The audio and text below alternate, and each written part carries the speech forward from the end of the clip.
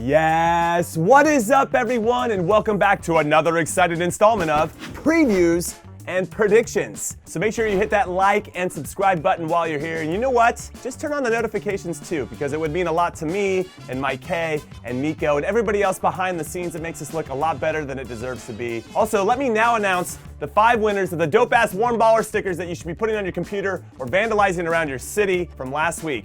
Okay, who correctly predicted the right score for Liverpool-Chelsea. It was 2-1 in favor of Liverpool. Lucas Chromiak, Banana Drama, great name, Baby Jeff 10, Raul Mendoza, and Jaden Rosario. Congratulations to all of you. So be on the lookout for a note from me. Also, I know there were others that got the 2-1 score line, but I can only pick 5 winners because what? Am I made of stickers? Also, can we talk about this Liverpool-Chelsea prediction for a minute? You know, the one that all of you got right? Well, not all of you.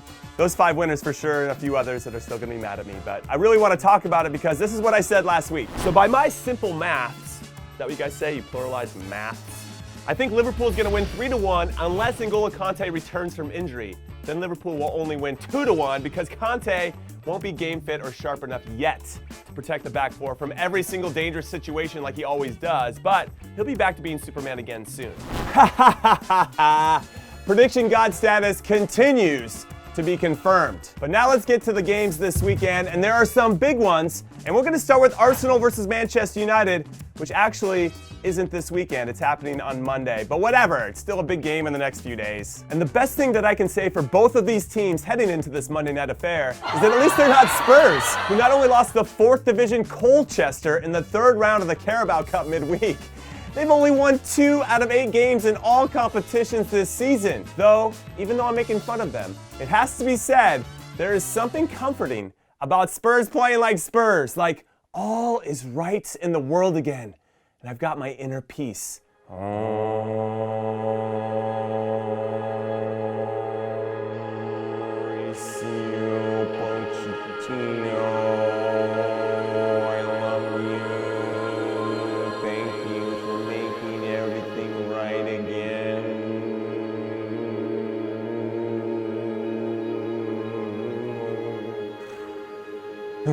Anyway, as for the game itself, which Manchester United desperately needs to win, or shall I say, United manager Ole Gunnar Solskjaer desperately needs to win, because a loss at Old Trafford to an Arsenal team that has a back four like this, they're very weak, by the way, if you didn't know where I was going with that joke, would be embarrassing for everybody on United's staff, which is almost as embarrassing as Ole Gunnar selling his best and only true number 9 to Inter Milan, or letting go of a very good player overall in Ander Herrera for free to PSG, and then never truly replacing either one of them. So then when injuries occur to some of United's best attacking options like we're seeing now, they're f***ed. Rashford, Martial, they're both most likely out for this game, but even when those guys were in, they've only scored more than 1 goal in a game in 3 of their last 20 matches in all competitions.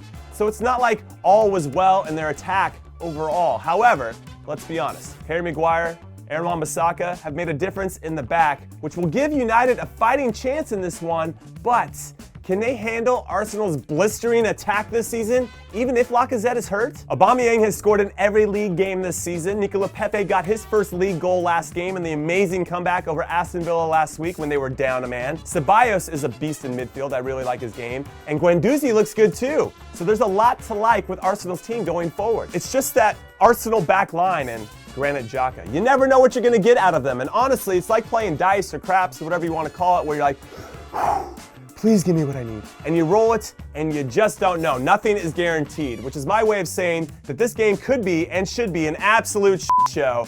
Though Pogba coming back into the team should help United, who's gonna score the goals for them? I don't know. Maybe Arsenal will? So I'm gonna say 2-2, and Arsenal's gonna score an own goal, thanks to David Luiz, and United's gonna get the draw.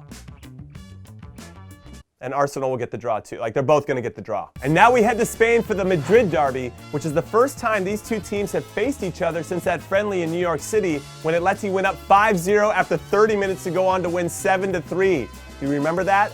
I was there, it was crazy. So we'll see if that has any impact whatsoever, but you have to think it will, even if it was a meaningless friendly, because giving up 7 goals is unacceptable and embarrassing, and they should be ashamed of themselves. And I'm sure their families are embarrassed of them, and I'm sure a whole bunch of other things too. However, and this is despite Atleti's hot start to the season, Madrid are above them in the table. And this is a Madrid team that doesn't seem to be vibing together at all. So imagine when they actually do start peaking as a team. They could be unstoppable, but that's still a big if, and I'm sure we could spend a whole video talking about all of their issues. But getting back to this weekend, with Ferland Mendy and Marcelo both hurt, it looks like Zidane will have no choice but to start Nacho at left back, and he is always good for a mistake or two in a game. And because this one is at the Wanda and not the Bernabeu, a place where Atleti have yet to lose this season, I'd like Atleti to win 2-1. And now let's talk a little Club America versus Chivas Guadalajara, because this is the big one in Mexico, the Super Clásico between the two most successful clubs in Liga MX history. Now both teams had midweek games, and based on those results,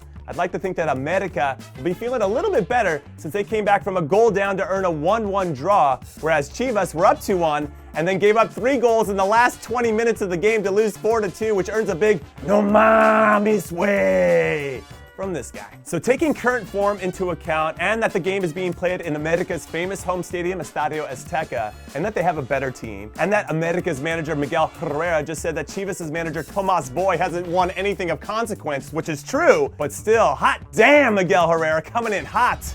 I like America to win this 3-2. And now we head to Turkey for another big derby. It's the eternal rivalry between Galatasaray and Fenerbahce.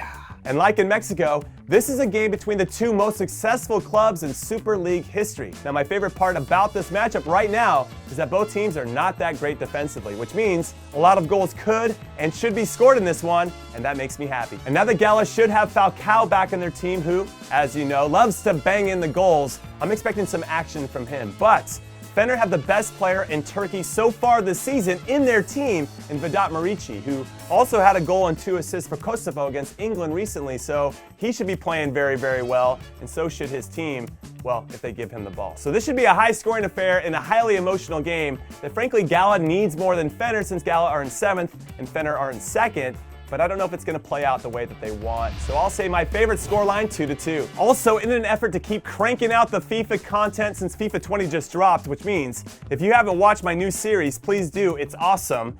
I'm going to cap these predictions at 5 games overall. We're already 4 in. So as much as I want to mention the Rangers-Aberdeen match, because both teams need all 3 points in this one if they truly want to hang with Celtic this season, and the AC Milan-Fiorentina match, just because I think Fiorentina are going to have a special season. And yes, I know they only have 1 win out of 5 league games so far, but they've had a really tough schedule. They've played against Napoli and Juventus and Atalanta, who all finished in the top 3 last season in Serie A, and which includes this game at the San Siro, which is never easy. But with Federico Chiesa finally scoring midweek, which is his first goal in Serie A since March, and Franck Ribéry being a welcome addition to the team, I really like their squad. Now, I don't know if they're going to get a result against a Milan side that is very talented themselves, but I like La Viola's vibe this season. And I like RB Leipzig's too, because I believe they've announced themselves as a real contender for the Bundesliga this season, but they have to win games like this one against Schalke this weekend to continue to prove it. Champions don't drop points in games they should win, even if they don't play well. But I'm not previewing or predicting that game either, because I'm leaving this last slot for my San Jose Earthquakes,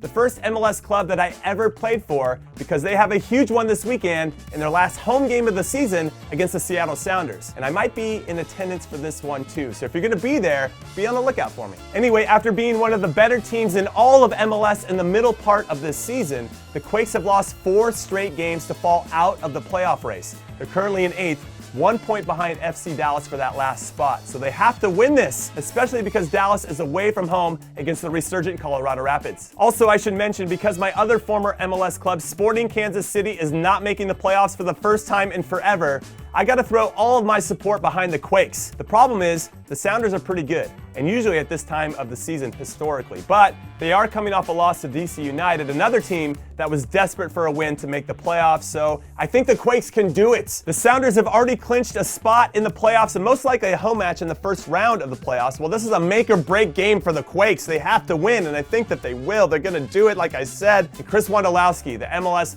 goal-scoring leader of all time, is going to score the late game winner, and I'm going to lose my mind in the stands. And all right, that is it. That is all I got. So pick the right score for Manchester United versus Arsenal, and if you get it exactly right, you'll be entered to win some Warm Baller stickers, and I'll pick 5 of you. So good luck, and then for me, please have a good or bad weekend, everyone. Later.